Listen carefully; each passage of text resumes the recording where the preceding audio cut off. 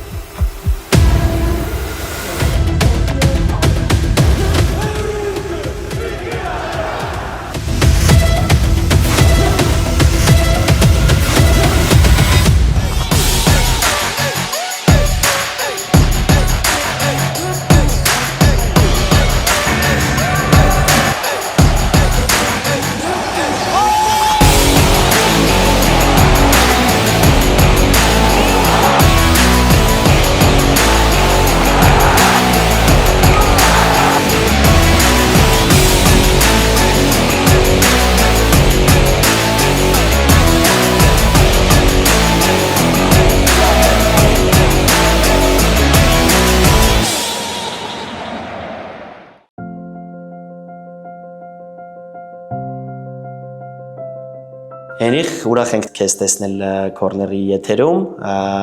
Ներկա գտնվեցինք Ինտերի հանդիպմանը, որտեղ հաղթեցիք քո նախկին թիմին Ռոմային, դու էլ վերադարձար խաղադաշտ վնասվածքից հետո։ Ինչ կասես այդ խաղի մասին եւ ինչպես ես քեզ զգում հիմա։ Շնորհակալ եմ հարցազրույցի համար։ Ինձ զգում եմ լավ,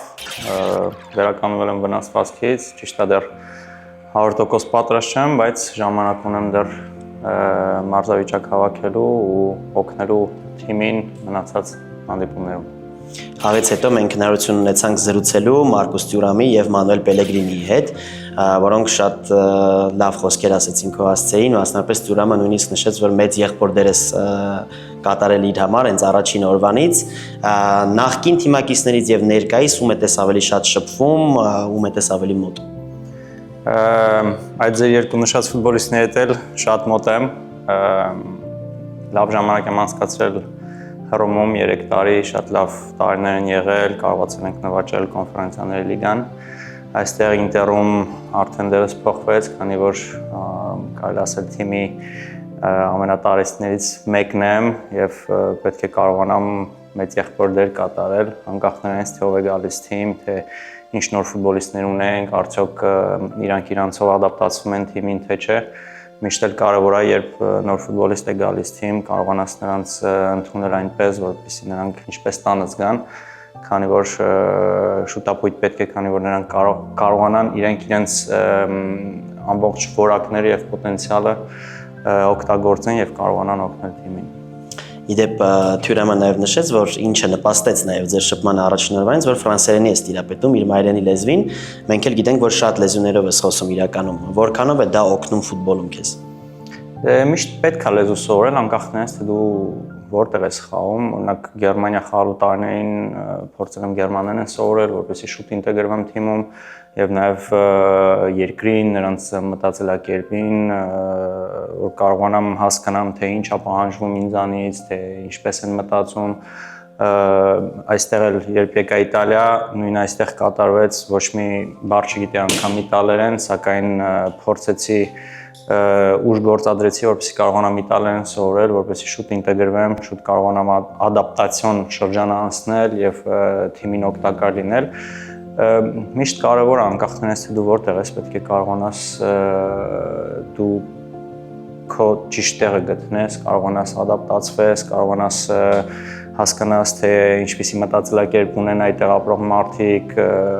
որպեսզի օգուտ կարողանաս տաս թե ինքդ քեզ, թե որտեղ որ խաղում ես, եթե իհարկե ֆուտբոլիստ ես, եթե չէ, արդեն նպատակները փոխվում են։ Իմ նպատակը այդպես է եղել, դրա համար կարողացել եմ մի քանի տեղ խաղալու, մի քանի լեզու սովորել, նաև լավացնել այն լեզուները, որոնք որ գիտեի։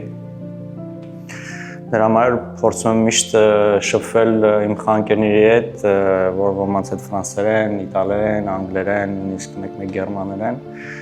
Փորձում եմ ոնց որ լեզուների իմացությունը միշտ պահել այն մակարդակի վրա, որպեսզի կարողանամ շփվել բոլորի հետ։ Հենրիխ, ինչպես ծնվեց ինքնակենսագրական գիրք գրելու գաղափարը։ Քանի որ արդեն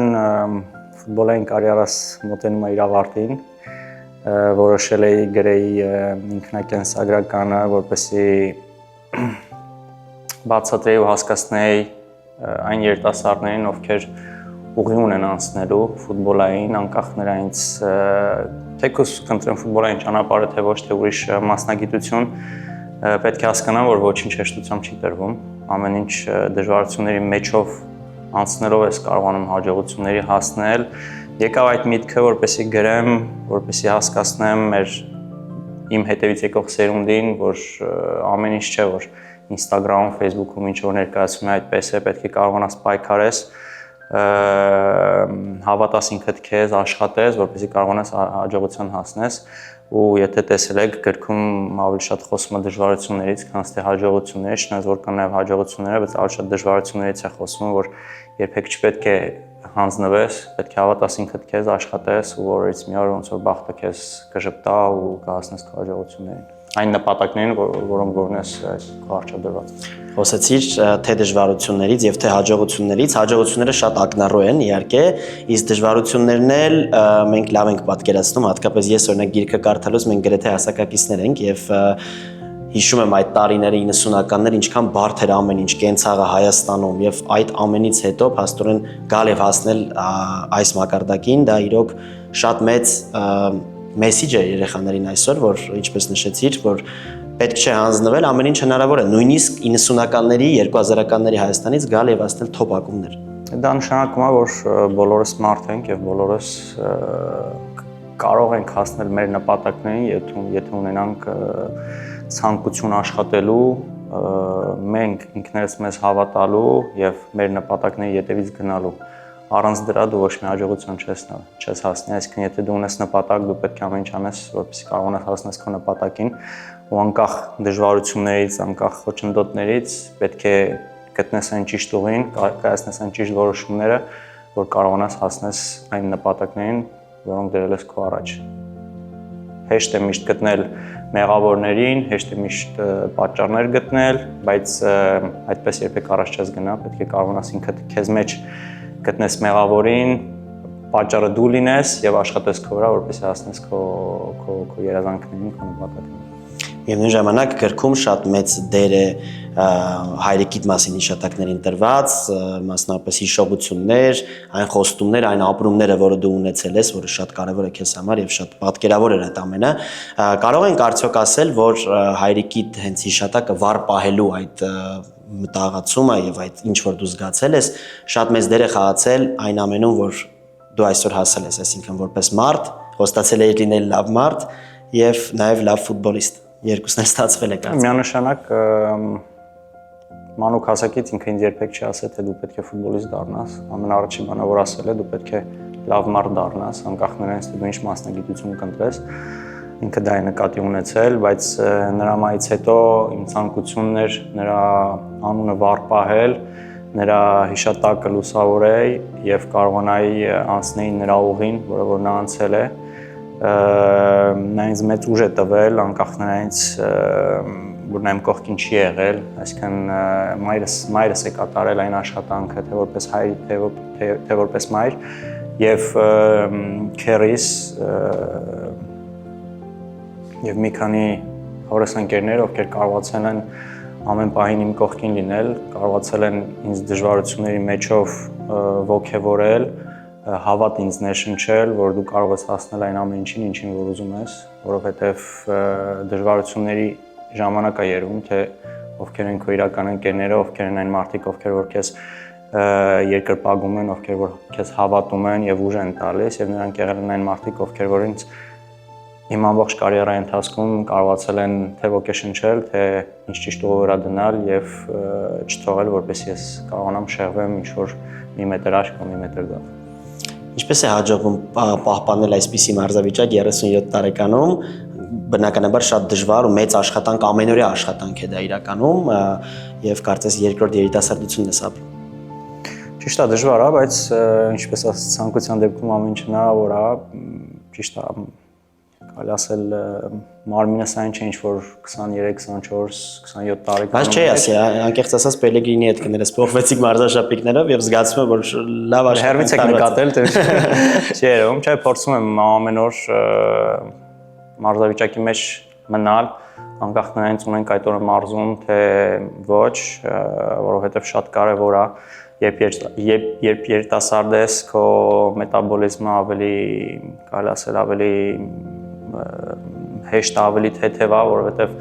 ամեն կերածդ բանը շատ շուտ կարողանում ես ոնց որ վառես այդ կալորիաները դուրս գա մեջիցդ, ինչքան արդեն մեծանում ես, այդքան ավելի տարբերվում է, դժվարանում է, փորձում եմ ինչքան հնարավոր է թե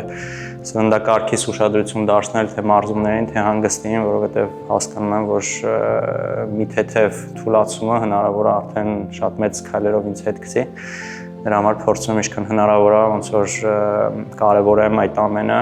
ամեն օր, ինչ հասկանամ, թե երբ արդեն խաղակուշիկներս կկախեմ մեղից։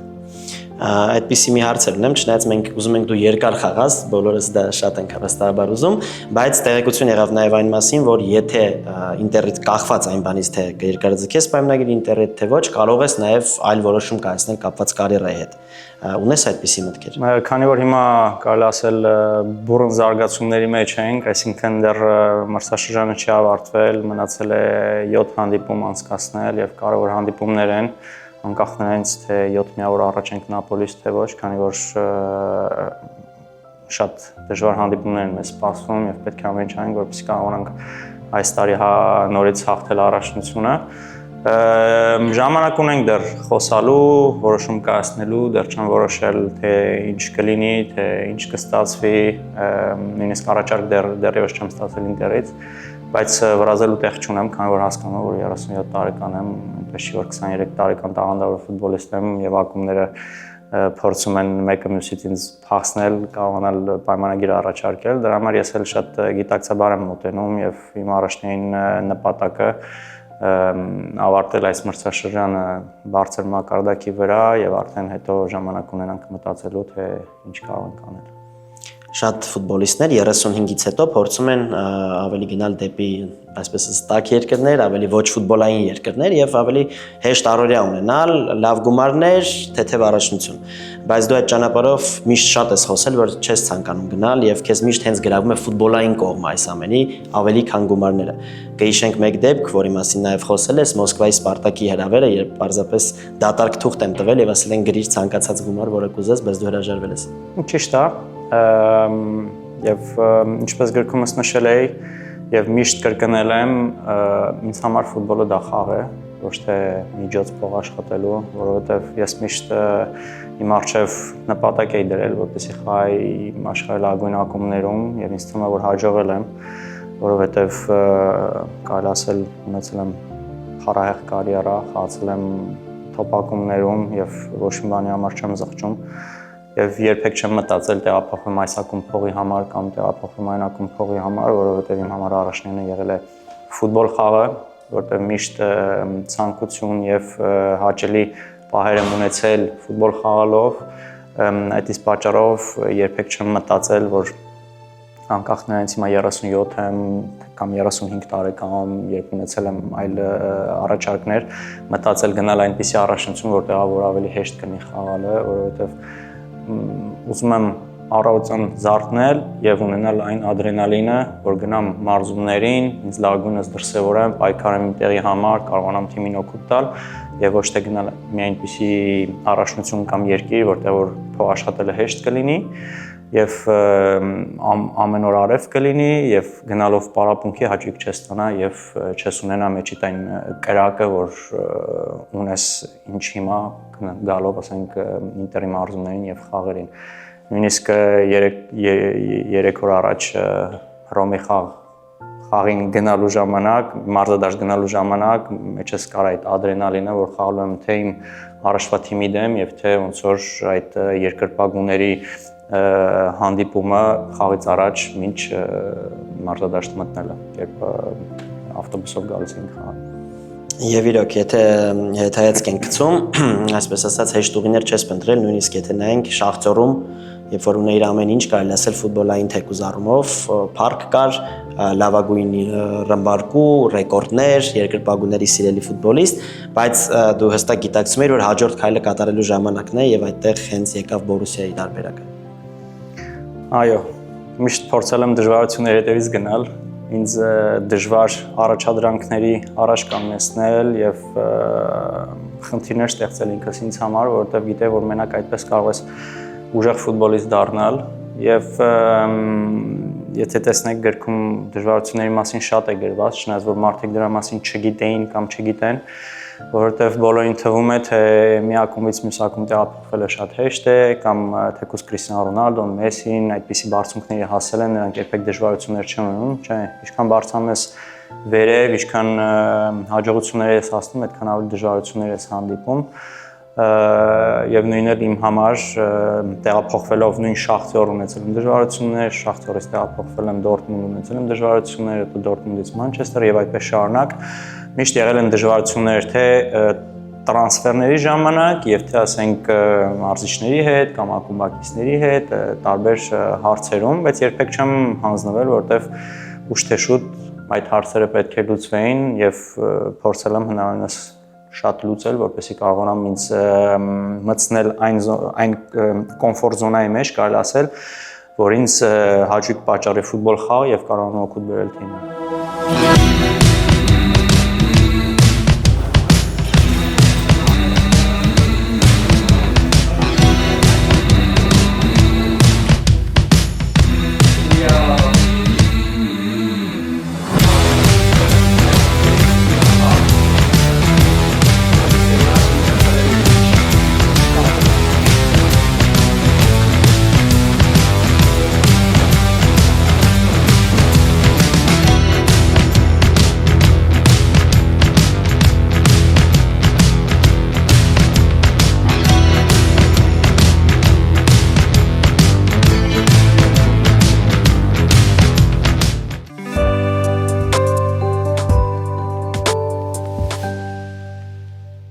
Խոսենք Չեմպիոնների լիգայի մասին, որտեղ դու մոտեցել ես 80 խաղի շեմին հիմնական փուլում։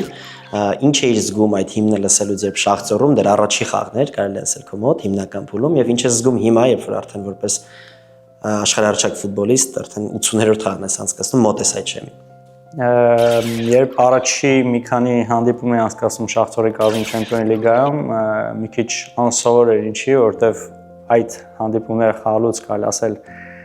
1-2 տարի առաջ հեռուստացույցով էի դիտում այդ հանդիպումները եւ մի տեսակ անսովոր էր այդ հիմնը ոնց որ հեռուստացույցից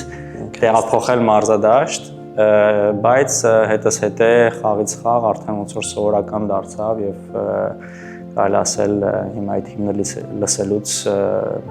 նույնիսկ չեմ փշակաղվում, որովհետեւ արդեն սովորական է դարձել, բայց դեռ հաճելի է որ կարողանամ 37 տարեկանում դեռ հանդիպումներ անցկացնել Չեմպիոնների լիգայում եւ նույնիսկ վերջի 3 տարում 2 անգամ խաղալ Չեմպիոնների լիգայի եզրափակիչում, ճիշտ է 2 պարտություն ունեցանք, բայց կարելի ասել որ դա երազանքներից մեկն էր, որպեսզի կարողանայի խաղալ Չեմպիոնների լիգայի ֆինալում հաղթեի, բայց ցավոք սրտի չստացվեց, ուրեմն նշանակում է որ պետք է ավելի շատ աշխատենք, ավելի շատ հավատանք մեր անցած ուղուն եւ կարողանանք հաջողություններ վերացնենք։ Չեմպիոնների լիգայի եզրափակիչում ցավոք, ինչպես նշեցիր, դեռ հուսով եմ դեռ հաղթել չի հաջողվել, բայց փոխարենը դու երկու ֆուտբոլիստներից մեկն ես, ով հաղթել է Եվրոպա լիգայում եւ Կոնֆերենցիաների լիգայում։ Ինչ է դա քեզ համար նշանակում։ Եվրոպա լիգայի եզրափակիչում նույնիսկ հիանալի գոլ ես։ Միանշանակ հաճելի պահեր էին եւ կարելի ասել մանուկ ժամանակ փոքր տարիքում նույնիսկ չէի կարող պատկերացնել, որ հնարավոր է հաղթեմ Եվրոպա լիգան եւ Կոնֆերենցիաների լիգան եւ նույնիսկ 2 անգամ մասնակցեմ Չեմպիոնների լիգայի եզրափակիչում, երազանքը կար, նպատակը կար, բայց կարելի ասել մի քիչ մշուշոտ էին այդ նպատակները, որովհետեւ դեռ Հայաստանում էի հանդես գալիս Փյունիկից եւ կարելի ասել մի քիչ շատ էի երազում մտածում, բայց քանի որ ասում են, եթե երազում ես ու նպատակ ունես, ուրեմն հնարավորություն ես հասնելու քո երազանքներին, ու ինչպես տեսակ մեծ աշխատանքի շնորհիվ կարողացա հասնել այդ նպատակներին, ճիշտ է կարելի ասել 35-37 տարեկանում մի քիչ ոնց որ ֆուտբոլային մայրամուտի ժամանակ, բայց համենայն դեպս երբեք ուշ չի եղել հասնելու այդ նպատակներին, քանի դեռ խաղում եմ, հույս ունեմ դեռ մի քանի տիտղոս նվաճել, որովհետև քո ֆուտբոլային կարիերայի վերջում միայն տիտղոսներն են հիշվում եւ ոչ թե պարտությունները, ցավոք սրտի, բայց դա էլ է ֆուտբոլի մաս կազմում, եթե հաշվի առնենք հաղթածս տիտղոսների քանակը եւ պարտվածս տիտղոսների քանակը, կարելի ասել, որ պարտվելու շնորհիվ է, որ կարողացել եմ հաղթել այդքան տիտղոսները։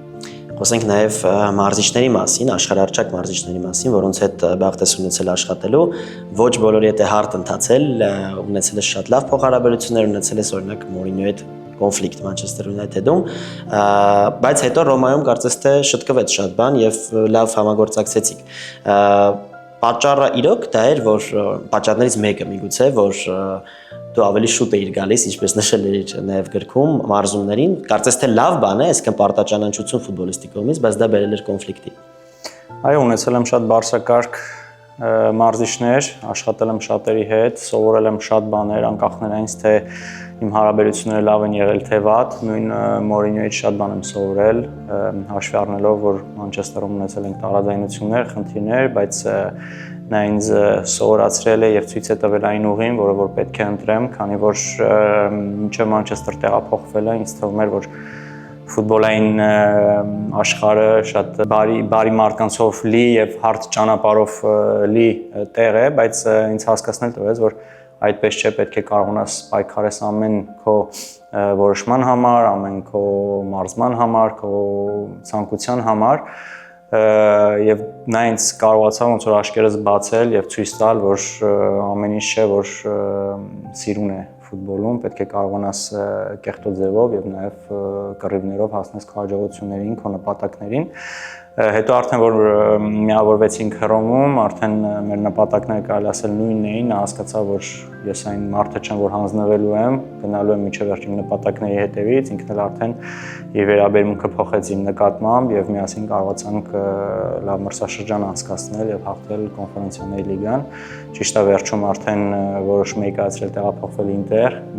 միտեղ կարող եմ ասել, որ տխրեցրեցի նրան, քանի որ նա դեռ հույս ուներ, որ ես կմնամ Հռոմում եւ նրա հետ կաշխատեմ։ Մի քանի մարզիչների մասին էլ խոսենք։ Թոմաս Տուխելը այն մարդն էր, որը շատ դժվար պահի եկավ իրականում, երբ գիտենք դժվար մրցաշրջան, դժվար իրավիճակ, բայց նա եւ քեզ կարողացավ մոտիվացնել, որպեսզի դու մնաս նախ Բորուսիայում եւ նոր ուժով սկսես խաղալ, այսպես ասենք։ Մենք էլ հետևում ենք քո խաղերին հեռուստացույցով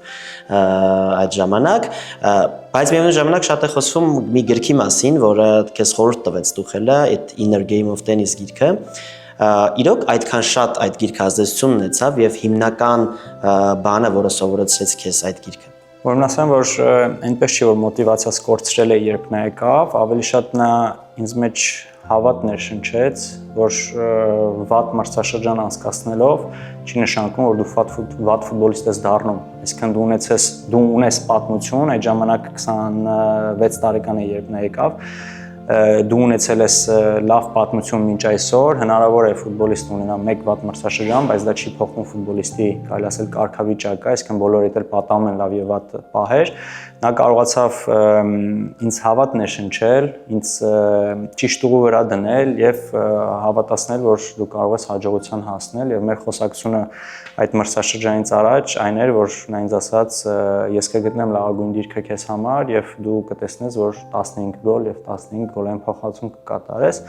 Ես մի քիչ քմծի ծախ տվեցի, քանի որ հնարավոր շատ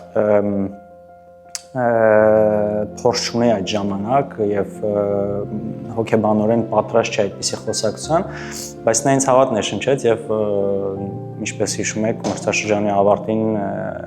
32 գոլ, չէ, 23 գոլ եւ 32 գոլային փոխանցում ունեցա, որը որ կարելի ասել իմ լավագույն մրցաշրջանն էր մինչ այսօր, որպես անհատական արդյունք։ Իսկ ինչ վերաբերում է գրքին, այո, նա ինձ խորհուրդ տվեց կարդալ այդ գիրքը The Inner Game of Tennis, որը ավելի շատ անհատական սպորտաձևերի համար է, բայց նաև օգնում է ֆուտբոլիստներին, այնտեղ բացատրում է, որ չպետք է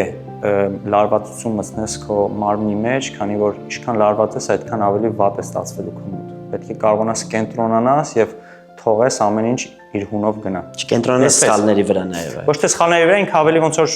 քո մարմնի շարժումների համար ասում, այսինքն երբ պետք է հարված կատարես, չպետք է շատ լարվես ու կարողանաս ամբողջ ուժով խփել գնդակին, այլ պետք է նույնիսկ ինչ որ միտեղ ավելի թույլ քեզ թողել, ինչ որ ավելի լարվածությունը թույլացնել եւ կարողանալ հարվածել այնպես, որ մի քիչ ավելի թող թույլ գնա գնդակը, բայց ճիշտ նպատակին հասնի, այդպես ավելի շատ հաջողություն կունենաս։ Զուտ դրա մասին էր, որովհետև այդ ժամանակ երևի տեսա, որ իմ մեջ լարվածություն կա, քանի որ նախորդ մրցաշրջանը Կլոպի հետ մի քիչ դժվար էր դասավորվել, դրա համար խորհուրդ էր տվել կարդալ այդ գիրքը եւ շատ օգնեց, չնայած որ բացի դրանից էլ խոսակցություն էինք ունեցել եւ նա ինձ օգնեց նաեւ ընտրել մի ուղի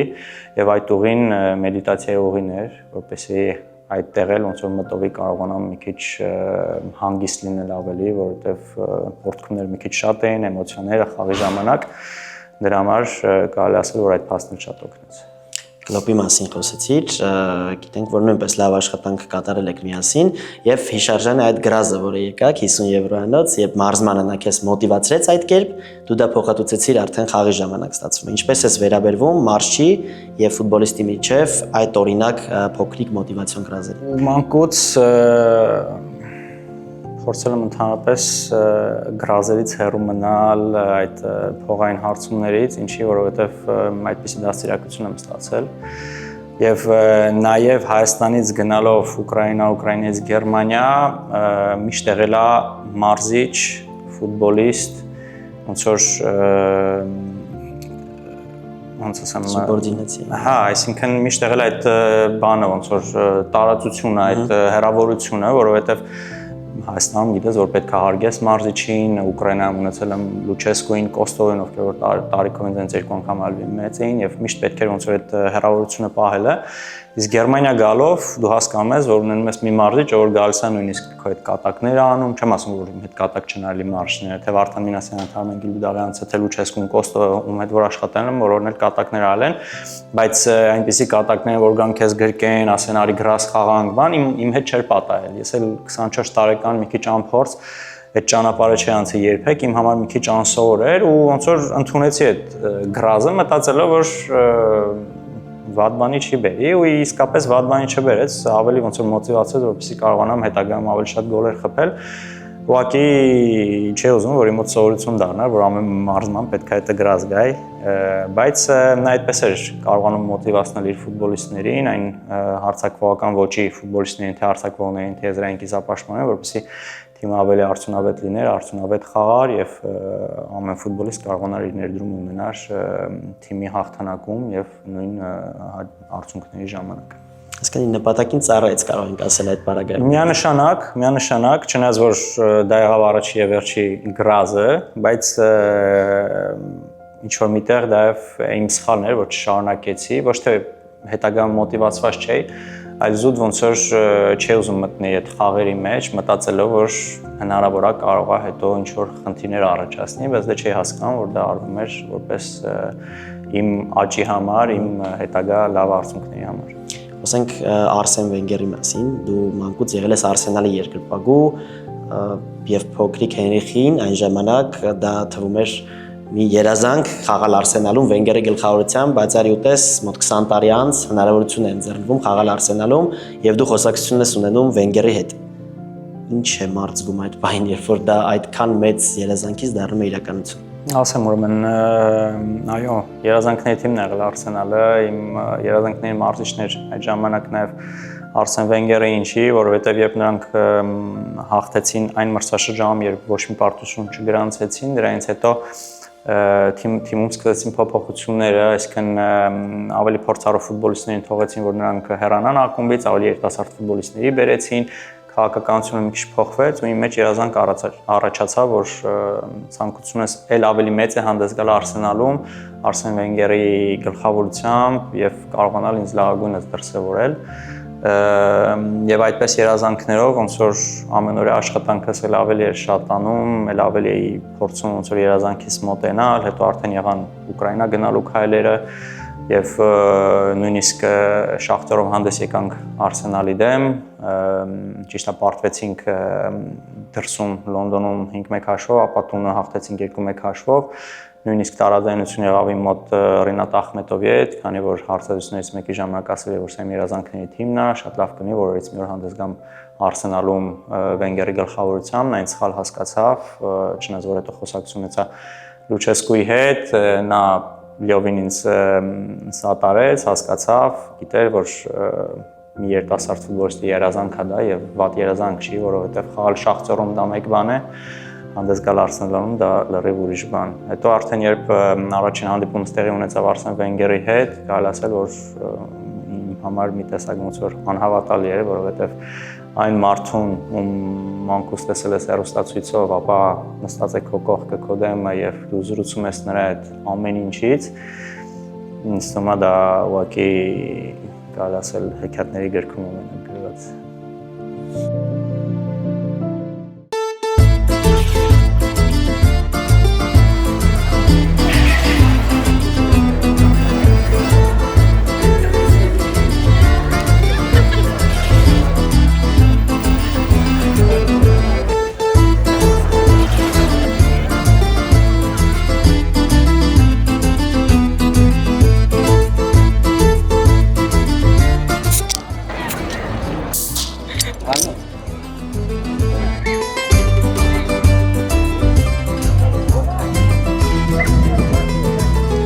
Yeah,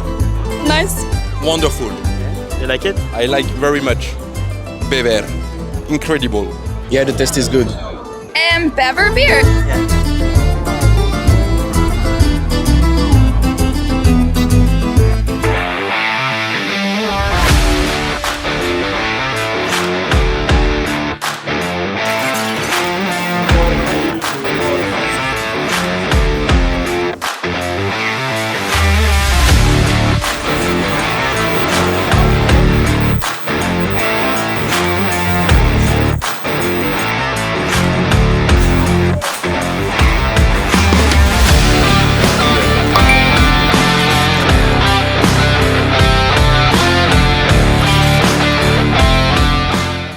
Ասում են, որ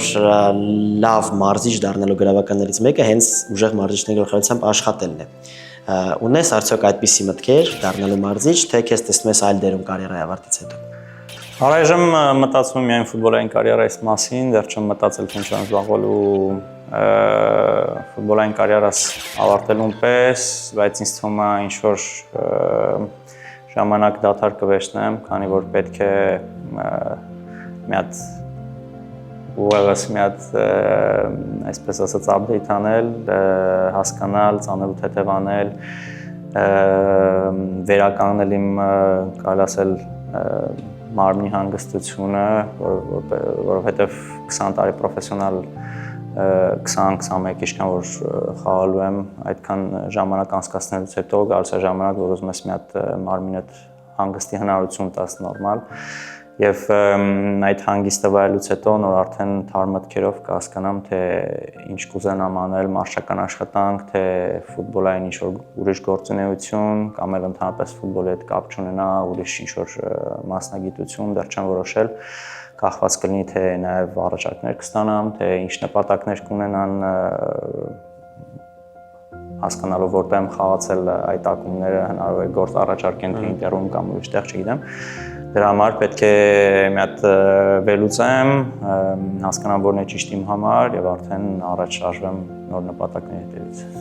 Համացանցում կան տեսանյութեր, թե ինչպես ես նաեւ խաղերից հետո երբեմն որդուդ Համլետի հետ խաղում նաեւ խաղադաշտում տեսնում ենք, որ որոշ ֆուտբոլային որակներ ունի։ Ինչ ես կարծում, կա արդյոք սեր ունի նախ ֆուտբոլի հանդեպ եւ դու տեսնում ես, որ կարող է շարունակել հոր եւ պապիկի ուղին։ Ֆուտբոլի հետ սեր ունի, կախված նրանից կուզենա ֆուտբոլ խաղալ թե ոչ, որ ուղին որ ընտրի, ես նրան կօգնեմ, կերկրպագեմ, կմոտիվացնեմ, խորհուրդներ կտամ, ես նրան չեմ բրդում եւ չեմ բրդել, որպեսզի նա ֆուտբոլիստ դառնա, ամեն ինչ կախված է նրանից։ Սեր ունի, մարզումների հաճախում է, միասին խաղում ենք նույնիսկ, փորձում եմ նրան խորհուրդներ տալ, մնացած արդեն կախված է նրանից, արդյոք կուզենա ընտրել այդ ուղին, թե ոչ։ Խաղացել ես նաև աշխարհաչափ ֆուտբոլիստների հետ կողք կողքի, երևի թե կարող ենք ընդգծել Զլատանին, որը միշտ իր էքստրաորդինար պահվածքով աչքի է ընկնում եւ հենց իր փոխանցումից խփեց իր քո լեգենդար Կարիչ Հարվածով գոլը, պատահական չէ միգուցե։ Ինչ հետաքրքիր դեպք կհիշես Զլատանի հետ կապված։ Այո, եղել է աշխարհի լավագույն ֆուտբոլիստներից մեկը, ում հետ որ խաղացել եմ, չնայած որ շատերի հետ եմ խաղացել, եղել է շատ յուրահատուկ առանձնատուկ մարդ է եղել, առանձնատուկ ֆուտբոլիստ է եղել, թե իր պահվածքով, թե իր խաղով, թե իր տաղանդով, ինչ որ պահ եղել երևի որ Մանչեսթերում միասին գնացել էինք Մանչեսթերի հայկական ռեստորանը, այնտեղ միասին դուրս ենք եկել ճաշելու, երևի այն պահերից է որ հիշվել է, որովհետև շատ քիչ է եղել, կարելի ասել մեր հանդիպումները դաշտից դուրս, բայց դինելու դեպքում էլ անցկացրել ենք շատ լավ ժամանակ եւ բարձր մակարդակի շփում ենք ունեցել։ Զլատանը հավանեց հայկական ուտեստները։ Հավանեց նույնիսկ 3 գոլ խփեց հաջորդ խաղին Սենտեցիենի դեմ Եվրոպա լիգայի հանդիպման ժամանակ, եթե չեմ սխալվում 4-0 հաղթեցինք Օլդ Թրաֆորդում եւ 3 գոլ հեղինակ դարձավ, դրանից հետո նրան ասի, եթե ուզում ես շարունակել 3 գոլ խփել հետրիկ անել, պետք է ամեն խաղից առաջ գնանք հայկական ռեստորան։ Հայկական սնունդ շատ հետաքրքիր է։ Վերջերս զրուցել ենք Էդուարդ Սպերցյանի հետ, Հայաստանի հավաքականի կիսապաշտպանի եւ ավագի ներկայիս, ասաց, որ շատ է քեզ հետ խոսում, ինչքան որ հնարավորություն է ընձեռում եւ շատ արժեքավոր խորհուրդներ է տալիս։ Արդյոք հետեւում ես Սպերցյանի առաջընթացին եւ քո կարծիքով կարող է իրեն դրսեւորել նույն օրինակ Իտալիայի առաջնությունը։ Այո, հետևում եմ այն պահից, երբ միասին սկսեցինք հավաքանում խաղալ, չնայած որ շատ չենք խաղացել միասին, բայց այդ պահից սկսած ոնց որ հետևել եմ նրան ու միշտ հետևում եմ այն հայ ֆուտբոլիստներին, ովքեր ունեն տաղանդ եւ ցանկություն հանդես գալու եվրոպական առաջնություններում, արդեն մի քանի տարի է որ սպասում եմ որ տեղափոխվի եվրոպական առաջնություն, որտեղ ինձ թվում է որ արդեն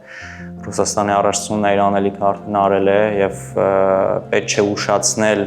այդ ժամանակը տեղափոխվելու Եվրոպա, քանի որ արդեն ուշացնելու դեպքում այլևս չես հայտնվի այստեղ։ Իմ ցանկությունն է, որ գոնե այս համար կարողանա տեղափոխվել ինչ-որ թեկուզ միջին մակարդակի եվրոպական ակումբ, իրեն լավ դրսևորի եւ հետո արդեն նպատակ ունենա հանդես գալու էլ ավելի ուժեղ թիմերում։ Ազգային հավաքականից էլ խոսեցինք 95 խաղ, 32 գոլ, հավաքականում լավագույն ռմբարկուն ես պատմության մեջ, որն է ազգային թիմում քո ամենահիշարժան խաղը եւ գոլը։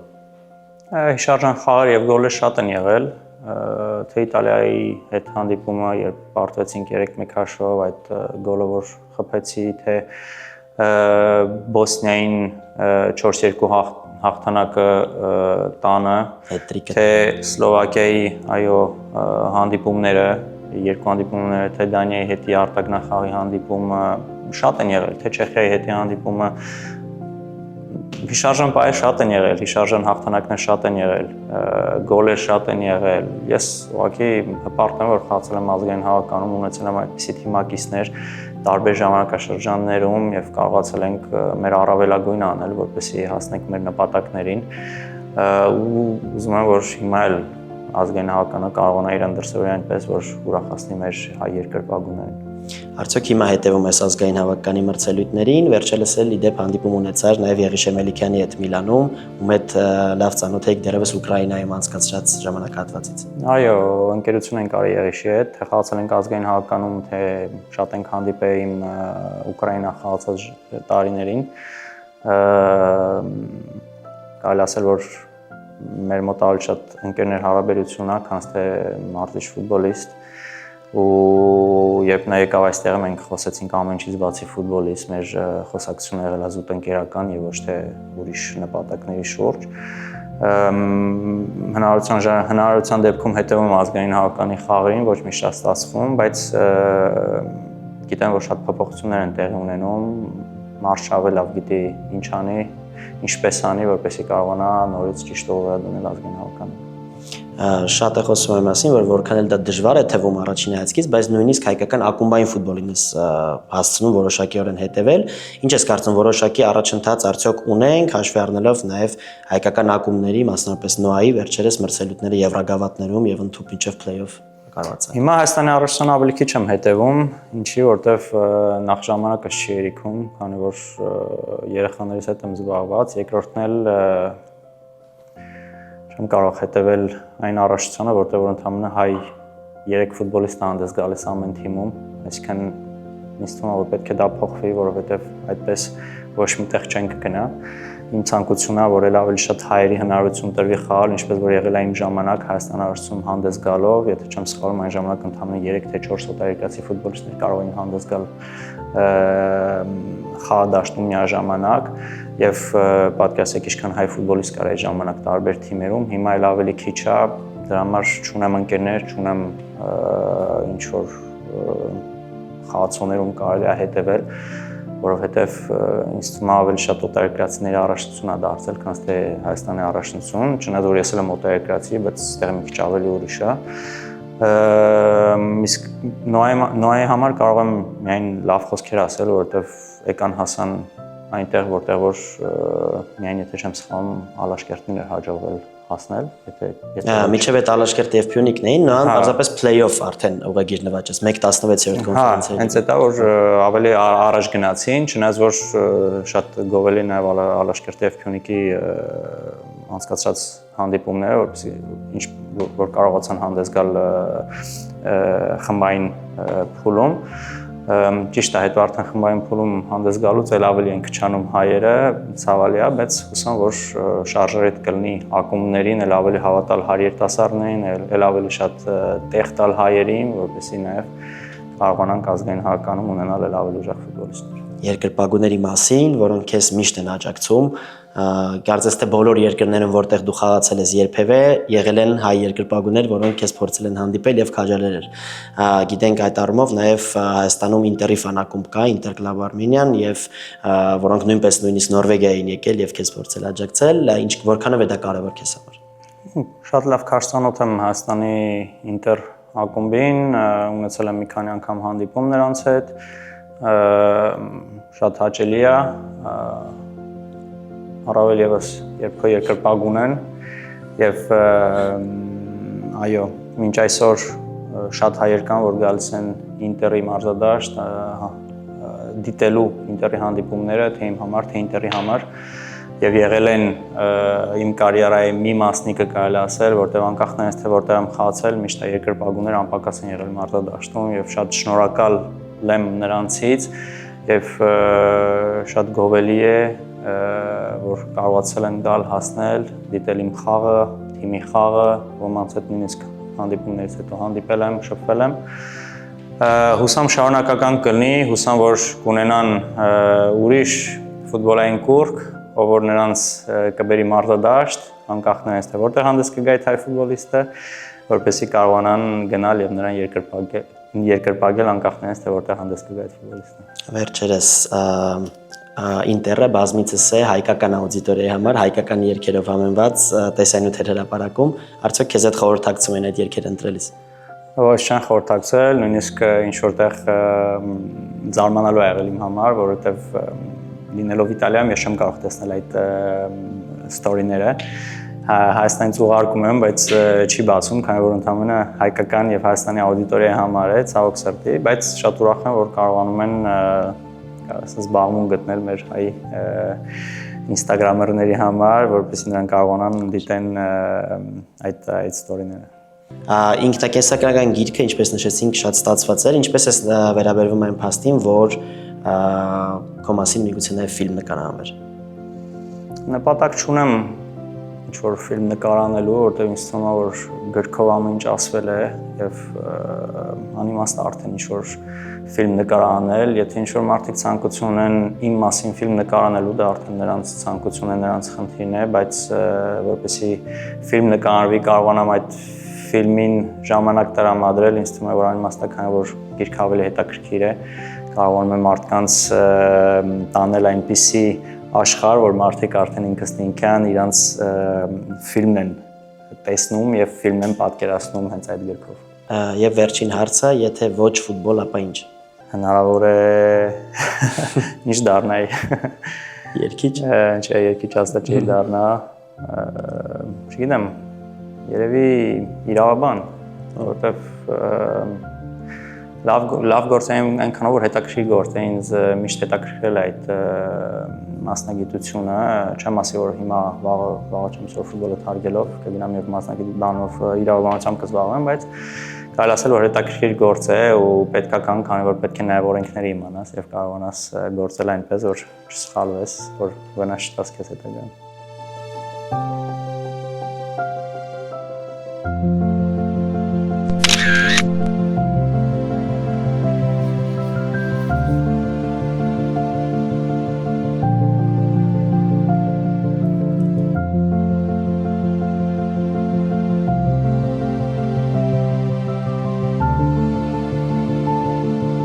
Եթերում կորներն է։